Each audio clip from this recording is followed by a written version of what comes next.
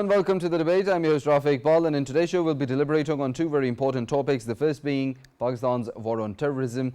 Pakistan's counter-terrorism operations, if we talk about them, they continue amidst ensuring a secure environment for progress and development. If we talk about a recently held intelligence-based operation in North Waziristan, where 2 soldiers were martyred and 6 terrorists were neutralized, the country has seen a rise in terrorist activities, highlighting TTP's role in these activities and these attacks, and Afghanistan's soil being exploited and to use and perpetrate terrorism in the region. Of course, Pakistan has time and time again highlighted and reiterated upon the Afghan interim authorities to take cognizance against their land being used for these terrorist activities, and the intelligence-based operations continue. The kinetic and non-kinetic means continue on Pakistan's front, but Pakistan has time and time again also been asking the international community to make the Afghan interim regime held accountable for the Doha Accord that they have signed earlier as well. In the second segment, we'll be talking about Pakistan's domestic politics, where Prime Minister Shehbaz has again invited PTI for talks. Earlier, Prime Minister Shehbaz had extended an olive branch to the opposition leader Umar Ayub in the National Assembly. After that, the PTI and government talks, they went ahead, but as we saw an inconsistent behavior from the PTI, they did not show up on the 4th round of the negotiations, which led to a halt.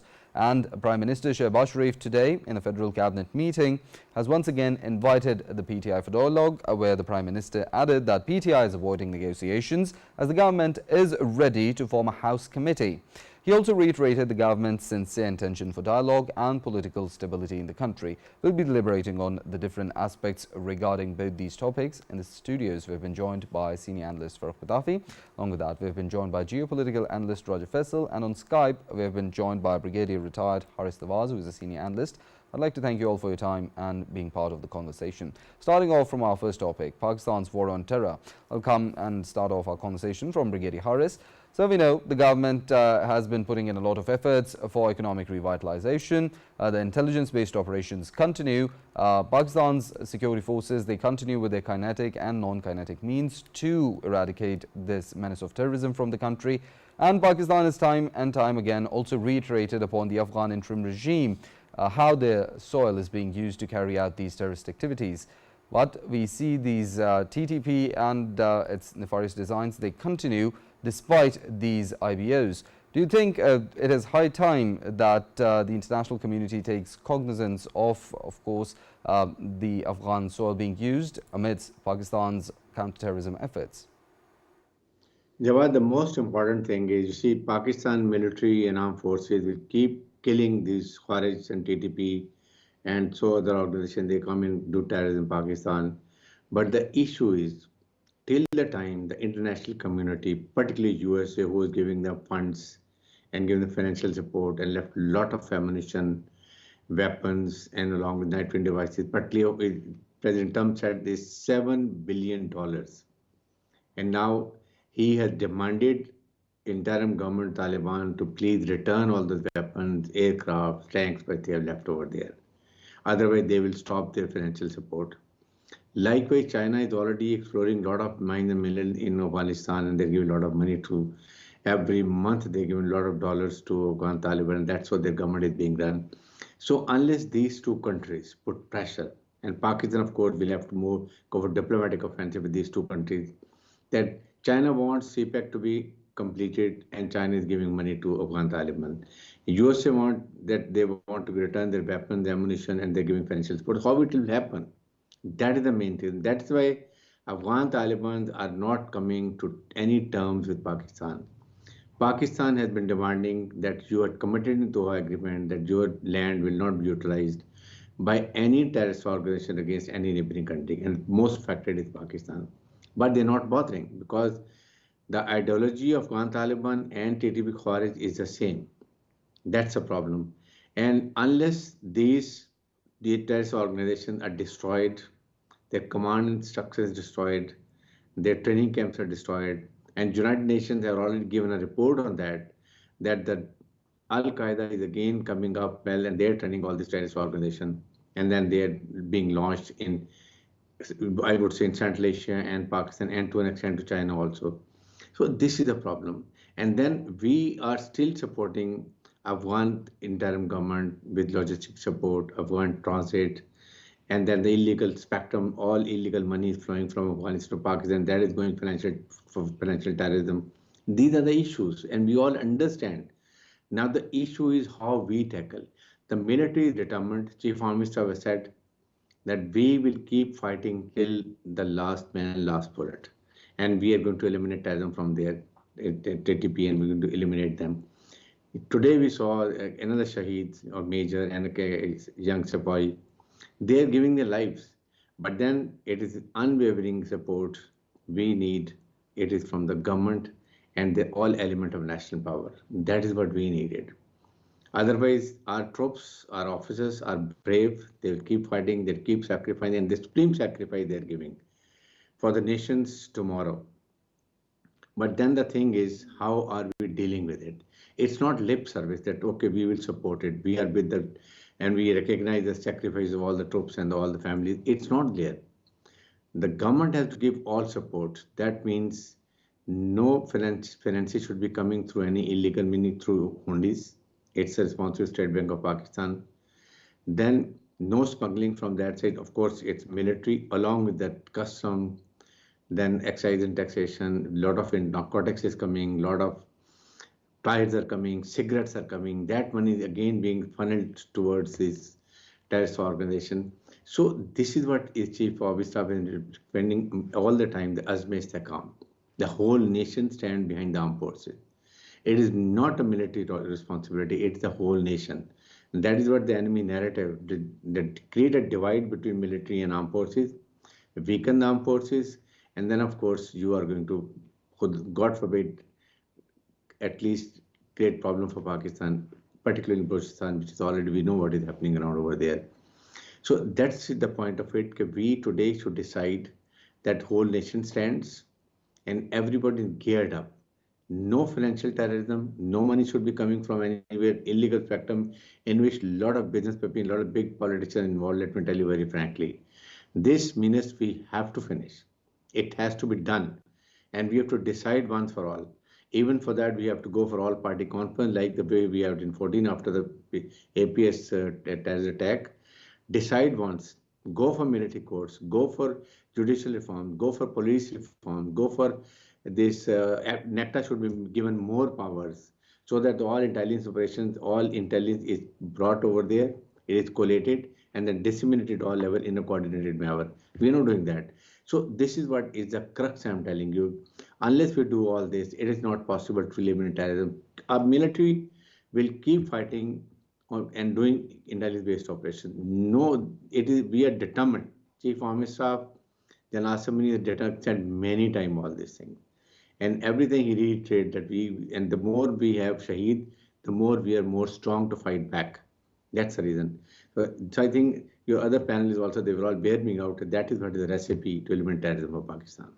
Yeah, definitely. I'd like to include comments from Raja Faisal regarding, of course, when we talk about the Afghanistan soil being used and regarding the international community, how do they need to take cognizance, as Pakistan has highlighted this issue over and over again.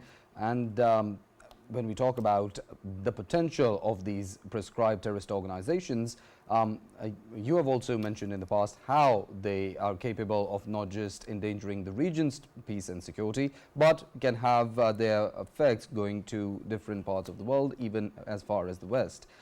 With that, and the international community taking cognizance of the Doha Accord and how it's being violated, and Afghanistan's soil being used for these terrorist activities, what way forward do you think, and the right time, how cruciality of it being the international community actually taking this matter in a more significant way?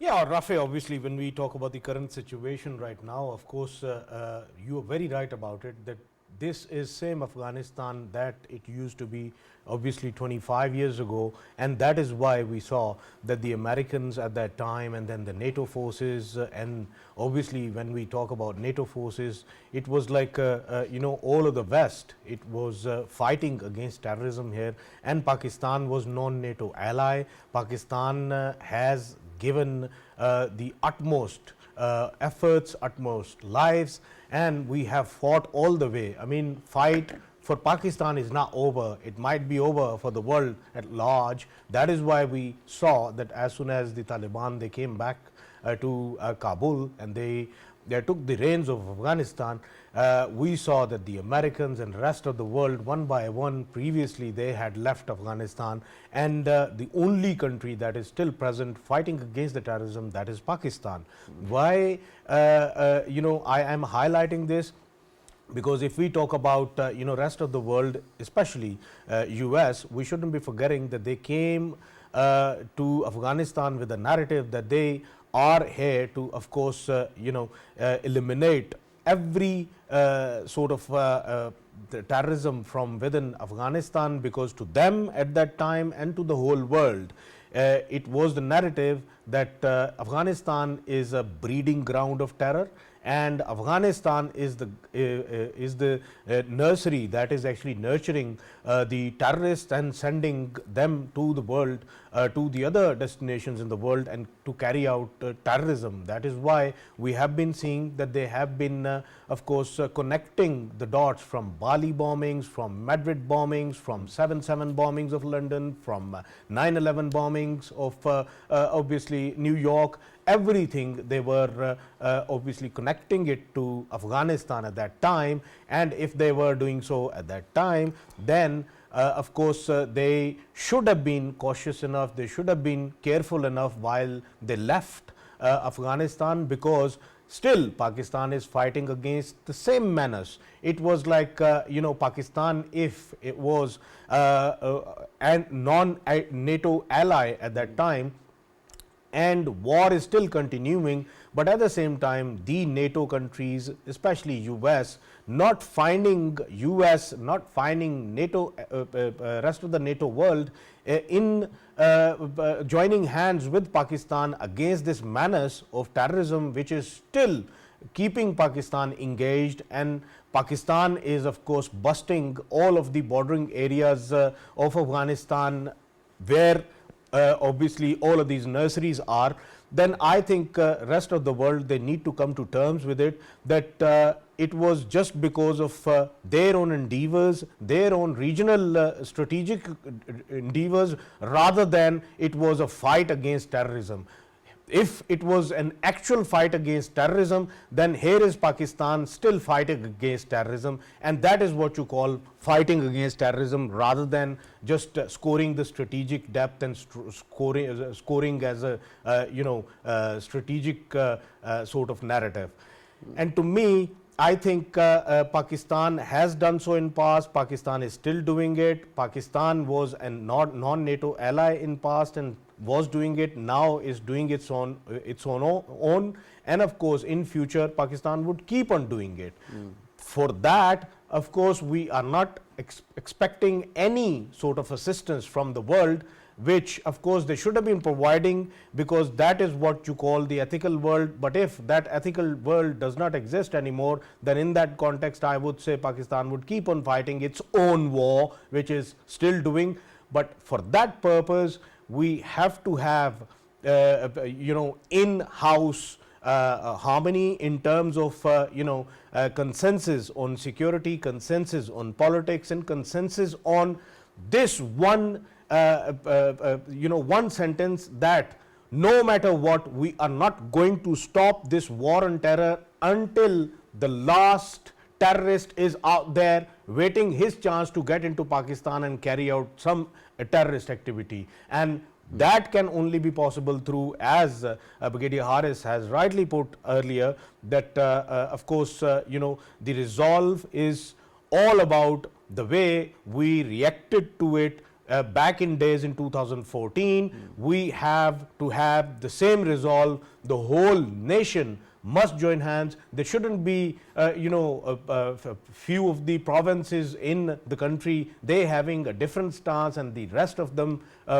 they having entirely a different stance. And to me, I think this needs to be figured out, this needs to be done. And me as a person, and Farrukh and you, we all are standing shoulder to shoulder with our armed forces, with our intelligence services, because we know that the fresh resolve which has been continuing since last year. That is all about that the number of IBOs which were being conducted in past as well, they will be not even doubled, they will be more than 10 times what it used to be before. And that is why we are seeing that since last year there was more of the IBOs conducted by Pakistan military. And when we obviously talk about this fresh attack in which two of our young Pakistanis, young sons of the nation, they have laid their lives. I mean, I was going through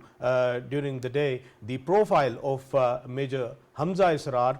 He was someone who recently got married, and he was someone who, regardless of starting a new phase of his life, he did not forget the actual phase of his life. And the actual phase of his life was to safeguard Pakistan, to safeguard this nation, to safeguard to an extent that me and you and all of us, we can simply sound asleep while he's there, making sure that everyone is safe in Pakistan. Well, definitely, Raja Faisal, all praise to the brave sons of the soil. With that, I'd like comments from Farrukh Pitafi as well. As Pakistan's counter-terrorism measures continue, our intelligence-based operations continue to eradicate this menace of terrorism. But at the same time, do you think more diplomatic means should also be considered to, of course, create an environment or get that much pressure on the Afghan interim authorities to put an end to this security threat once and for all? Right. Thank you very much, Rafae, for the question. Before I actually proceed to talk about Afghanistan, I just wanted to actually point out that talking about terrorism for the past 2 decades, for me, is like that movie Groundhog Day, where the protagonist actually wakes up every day and he relives the same day over and over. I've been, whatever I'm going to say, whatever I'm saying, I've been saying it for past 22, 24 years since the war on terror started. And there is something that you have to actually listen to. Afghanistan, let us start not from today. Today is 2025. Let us start from 2002.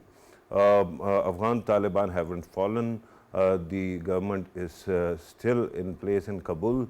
And at that time, Pakistan faces some terrorist attacks by a terrorist organization called Lashkar-e-Jhangvi. The word has it, the government of Pakistan finds credible evidence that Riaz Basra, the terrorist chief of the organization, is hiding in Kabul. And at that time, our interior minister, a retired general, no less, flies to Kabul, and he requests Afghan Taliban to hand over the person because Pakistan has the evidence. And they refuse to acknowledge that somebody of that name has even been in Afghanistan. This is the start. And then their government changes, and you have Hamid Karzai. Repeatedly, similar kind of individuals find refuge in Afghanistan. Even Baloch separatists start finding, a place there to hide. And after that, Pakistan keeps on confronting them. After that, Ashraf Ghani does the same thing. And finally, when the government changes and Afghan Taliban are back, the story hasn't changed. So every time you talk about Afghanistan, we say our Afghan, but rather, why are they but others? Because they're Muslim. There are so many other countries. You might not have a cordial relation with every Muslim country because countries are countries. So there is an important thing to remember. Maybe all our self-induced stupor about Afghanistan, that Afghanistan is somehow friendly towards Pakistan, is just an inhaling propaganda which is unmerited. Afghanistan is the only country that opposed Pakistan's creation and inclusion in UN in 1947. Only country. Pakistan has fought many wars with India. India wasn't the one who was objecting, Afghanistan was. So the point is, this whole idea of trying to fix Afghanistan might be something which is beyond your control. Afghanistan is going to continue to do exactly that. It has never been a source of comfort. It will never be so. So what do? Instead of actually talking about Afghanistan, you talk about the border and take a leaf out of Donald Trump's book, and that is build that wall. Pakistan has already fenced the border to 97%. Earlier, Brigadier Saab was talking about smuggling. Whenever you go to Pakistani tobacco companies and their representation, there is only one complaint, and it is that Pakistani tobacco industry has been destroyed by things that are made in Afghanistan and brought to Pakistan. Parliament secretary, this, that, the other, right? All of that is happening because the other side is always going to be, hostile towards you, no matter who comes in Kabul. Even if you take Raja Faisal and sit him there, I'm sure that he is going to do the exact same thing because that is the country. What are you going to do? You can't change it, right? My humble submission, please take a clear look and try to harden the border. That is not all. Whatever technology we can afford, and I hope that we can ask our allies in other countries to help us out as well, to get the technology to monitor the border and install everything there. That is not all. Afghanistan or Afghan friends actually use Iran also to come to Pakistan. Then you'll have to take care of that border also because fencing on that border had also started. It is called, by the way, Goldsmith Line. So you'll have to harden that border as well to ensure that any kind of movement is not without papers and without any kind of permission by the government of Pakistan. Once you have done it, then of course comes the next question. And that is, we keep on talking about the same things over and over again. Our armored forces, our law enforcement agencies, our intelligence organizations are doing an incredible job. They keep on sacrificing every single day. And let me also speak to the point that, there are certain people who are perpetually critical of army. And how stupid is that idea? That you're sitting in a house and there are guards standing outside protecting you. Every 5 minutes you go out and you start attacking them. Right? What is the point? That means you are weakening your own defenses, right? So army is doing an incredible job. Armed forces are, our intelligence and allies are doing a great job. Unfortunately, civilians are not. And that actually comes back to the fact that NACTA, when it was created, the Prime Minister at that time was Yusuf Raza Gilani, but at that time Rahman Baba, as he was called, Rahman Malik Marhum, was the Interior Minister. Because he was so powerful, he monopolized NACTA, and it was actually created under Interior Ministry. You need to actually find a way to have a national counter-terrorism czar, maybe a civilian, maybe a military official, who reports directly to the Prime Minister.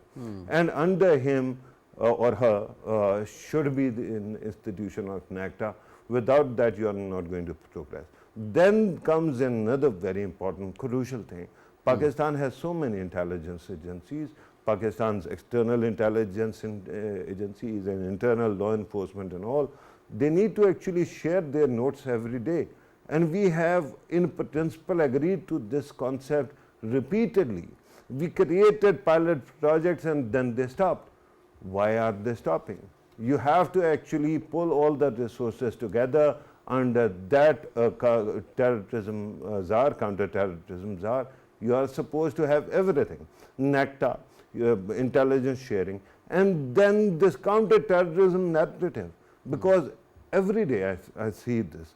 I mean, TTP is a small bunch of people. Similarly, BLA, all these organizations that actually kill people, they are very small group. And yet they keep on dominating your national narrative. Why is that happening?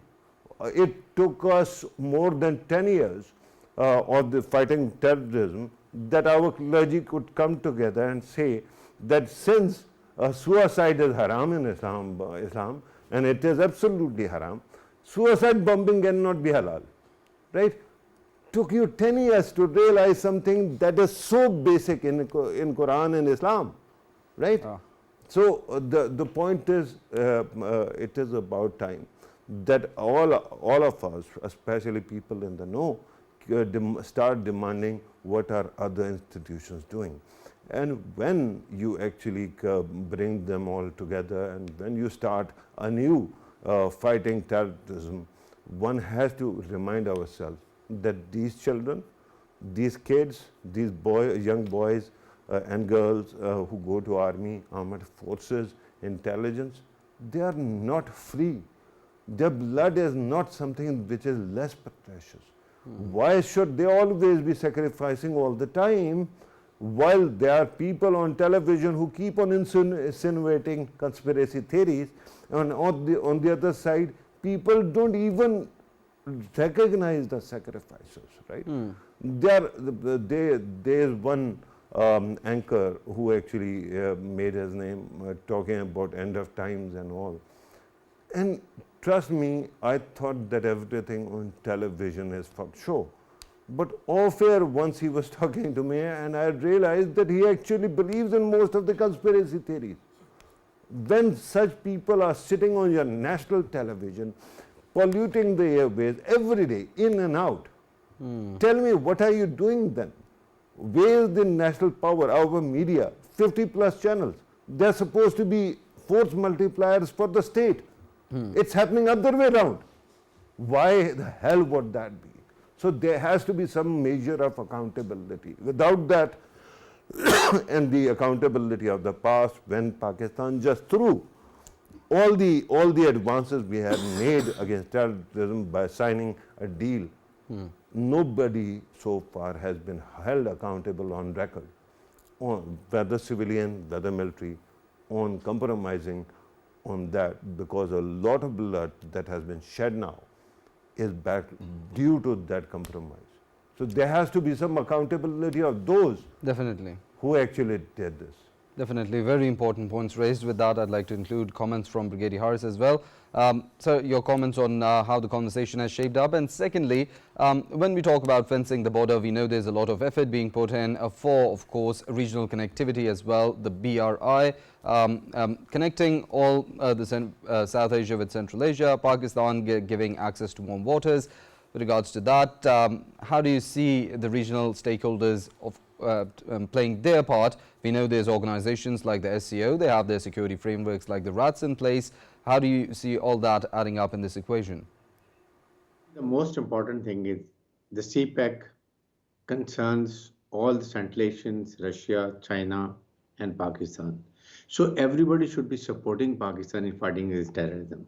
Not only that, their security, they have a coordination effort in security matters, but also you see, if you want that Afghanistan should be peaceful, and if I expect from USA and European Union and so many other countries, then the most important thing is they should stop giving financial support, stop giving the weapons, ammunition, see how they come to their knees.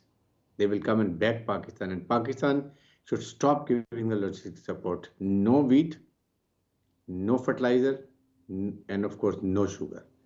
And Afghan Tarzan, we should create problems. See what happens. Don't let their all fruit come to Pakistan. You see, the point is where we have to have a stop somewhere. And also we have to tell China, if they're interested to go for BRI, then stop giving money to Afghan Talibans. That's what they are not worried. If Americans don't give them weapon, and then the country who's fighting against Taliban is only Pakistan. So if I am that place, I will give all military support to Pakistan. I'll give them drones. I'll give them the latest technology. I'll give them ground radars. They are fixed along the all crossing places so that from 2 miles we get information that some troops or movement is being visible. These are the things possible. If they're not supporting that, means they want Afghanistan to remain volatile. The more Afghanistan troublesome, the less chances to our CPEC completed, of Gwadar port operationalized, and we have a connectivity from Central Asia to Gwadar, and then it goes to the whole Africa and Middle East. Likewise, China comes to Gwadar in 8-9 days, and then they are complete world market is available. This is the issue. We must understand they don't want Afghanistan to be peaceful. Pakistan should be economically viable. Pakistan should be economically self-sufficient. We should not look to IMF World Bank. This is the problem we have. Only one Islamic nuclear country with battle-hardened army. They want. That is the Americans have already issued warning that our targets are threatened by Pakistan missile technology because it's only because Israel and India are threatened. So we have to make a wholesome policy within our own country first, put our house in order. All this elite class who are involved in this, I not say all elite, but there's certain people who are involved in illegal spectrum. They have to be told, they have to be checked. We can give 2100 billion rupees to the IPPs, and we give only 1700 billions to Pakistan military, the all armed forces. Imagine if that money comes to Pakistan military and how much we are strong to fight all these things. Then if we seal the border and we don't let anybody coming crossing the border, then see how we deal with those who are trapped in our side of the border and how we play hell with them.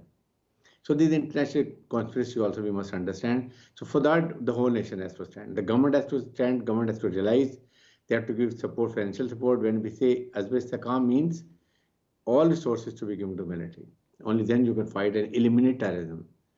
To kill terrorists is not the answer. To eliminate terrorism, you need financial terrorism to stop. And of course, the Azb-e-Istikam has to come up. These are the things, if we do, only then we will be successful. Other will keep fighting, we will keep losing our troops, we'll keep killing terrorists, but we will not eliminate terrorism. That is what we need to do it. Definitely. Important points raised. Raj Faisal, I'd like your comments with regards to, of course, the geopolitics. When we talk about it, it's not just Afghanistan, but the eastern neighbor as well. And we've talked about this over and over again. And how there needs to be an accountability mechanism in place. Those who are the spoilers of peace, those who are behind and are a source of this security threat need to be held accountable, not just only for Pakistan's progress and development, but as it is a hindrance to the region's progress and development now. Yeah, obviously, when we talk about the eastern neighbor, the spoiler neighbor, the India, of course, whenever there is talk about Pakistan, talk about China, talk about CPEC, the only hindrance and the only spoiler we would always find behind is India. And the reason behind it is that India has been portraying itself to be someone who can challenge all of emerging powers in terms of economy in the region. So that is how they have been getting favors from the Western countries as well. We know that the kind of IT advancement they have seen in terms of getting favors from the Western world, and how their own people they were getting adjusted throughout the world in terms of IT sector, and that has everything to do with of course they being a nuisance in the region, they being a spoiler in the region. As long as they are acting a dirty role of a spoiler in the region, they know that they will be getting all of these favors from the Western world. Here, Rafae, I wanted to highlight that in recent times, of course, I have been hearing the echoes of CSTO. CSTO is, of course, is wanting to extend a membership to Pakistan, and I would always say that if Pakistan sees itself not getting an extension from NATO, getting an extension from the US in terms of their support in the war on terror, that was actually, the terrorism that was actually initiated at that time and further enhanced at that time when they came into the region. And if that terrorism is still there and Pakistan is still fighting against it, then if US and the NATO forces, they are the NATO countries, if they are not willing to, of course, be part of it to counter that terrorism, then of course Pakistan has other options as well, and one of them option is CSTO. Reason being, CSTO includes more of the regional countries, I must say Central Asian republics, and then we have Russia and then Belarus, and all of these countries, they are not of course far away from Pakistan. They are the regional countries, and them countries, they are obviously directly affected by the very terrorism which we are fighting against. And if CSTO extends us a membership, first of all, we should accept it. And if we are not willing to accept it at this hour, we can be an observer of CSTO, so that we can be part of it in some extent. We will have an access to intelligence sharing, and we will have, of course, further down, we can have further support from all of these countries. And this is not that they are supporting Pakistan to fight against terrorism. They are actually supporting Pakistan to secure themselves. Why? Because Afghanistan is not having the terrorism of ISIS, Khorasan, TTP, BLA, BLF. They have IMUs as well. They have ETIMs as well. They have all sorts. You name the terrorism and you name the terrorist outfit, you name the filth, and it is there. And that is what it need to be countered. And I think CSTO is a good platform. And if NATO and US wants to, of course, stay away and have a smile on their face while Pakistan is still facing the terrorism and fighting against the terrorism, then I think Pakistan should do what is required, and it is a sort of support to all of the regional countries as well. And Pakistan must fight with the confidence and with the assistance of CSTO if NATO is not available. And that shouldn't be considered as Pakistan required help. That should be considered as Pakistan is extending them a help in terms of securing them in their own countries. Definitely, and a lot of important points raised, and points raised that of course contribute to the resolution of the security threat and ensuring a stable environment in the country. And regards to ensuring a stable environment in the country, one of the elements that adds up to that is political stability. And with regards to that, we'll be discussing political stability in the country in the second topic. As we know that Prime Minister Shehbaz has once again invited PTI for talks again in the Federal Cabinet meeting. It was reiterated by the Prime Minister, and he added that the PTI was avoiding negotiation as the government is ready to form a House committee, and also reiterated the government's sincere intention for dialogue and to ensure political stability in the country. Amidst all these efforts for economic revitalization, Brigadier Harris, how important would you term this political dialogue at this critical juncture? You see, I always have been saying that this is the most important thing. And the basic responsibility for initiating dialogue is the government, because the government wants political stability. And with political stability, you have the economic revival, you will have the secure environments, you have the business-friendly environments, and the foreign investment will start coming into Pakistan. And that is what we want. But the only thing is, it is always give and take. I would always blame PTE the way they have just stopped, they left the negotiations and they said we are not interested unless the government decides to initiate judicial commission. Now, I think it's when you have a dialogue, then you have given 2 points, judicial commission with release of prisoners. If you've already given, then you have to go and sit and talk to the government people that why do you want? And then the government might come and give you certain options, go, okay, we are ready to, out of these things, we come to 70%, we accept your demands, but then we can't do 40%.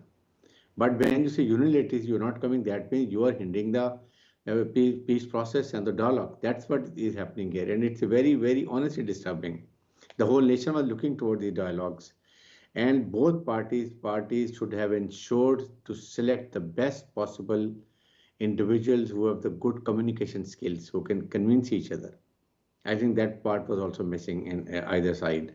And the government still, I would say, should have even now called for PTA to come, please sit and go negotiation. Or they should have, in the first meeting, they should have said, given some confidence building measures. Like the government have said, okay, we as a good gesture, we're releasing your all prisoners who are involved in minor offenses.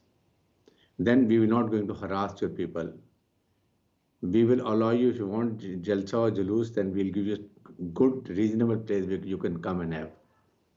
And the PTA should have said, okay, there will no trolling on social media till the time negotiations are on. We will not go for de-chalk. We will also not use any provocative languages. So that's how you could have developed first meeting, the confidence barriers, and then you could have moved on. But I think both sides, they could not do the way we expected. But definitely, it is the fault of PTA, and I hope again they reconsider and then they join the dialogue, because that's very important for the country. Stability and political progress. For Pitafi, amidst, and we've talked about this earlier again, with the PTI's inconsistent behavior with regards to this negotiation process, do you think the party needs to get its own house in order, or do you think it's just inconsistent behavior with regards to political dialogue? Yeah, thank you very much for the question. I think that I fully endorse the Prime Minister's call for resumption of dialogue. I respect what Brigadier Sahab was saying, but there is no both sidism here. PTI, who actually turned violent, PTI, who actually kept on turning violent and kept on actually trying to create fuss, PTI, who trolls online, PTI, who walked out of the dialogue process, PTI. So how is the government responsible for anything? I think government has been trying, bending over backwards to actually try to make this possible. On the other side also, PTI's demands are strange. I don't know whether Brigadier Sahab has realized this or not. PTI keeps on demanding that government of Pakistan, in principle, on both episodes where punishments have been handed out, particularly May 9th, there they actually throw away their own narrative by creating a judicial commission whose members will be appointed or nominated by PTI, right?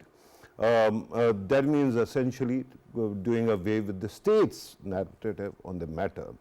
Then they demand that in all the cases where they are going to nominate who is the political prisoner, the government of Pakistan should actually go to the courts and tell them that we actually stand with the prisoners, right?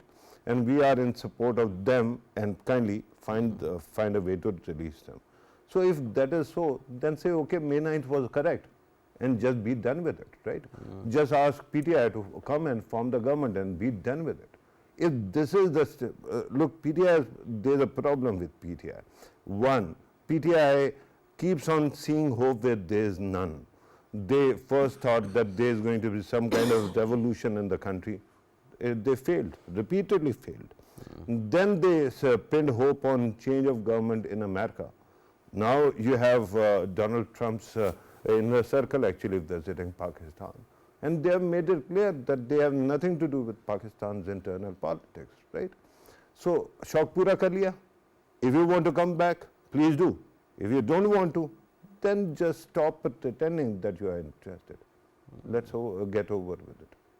Definitely. Raja Faisal, your concluding remarks on the domestic politics in the country, of course, this dialogue process that is happening.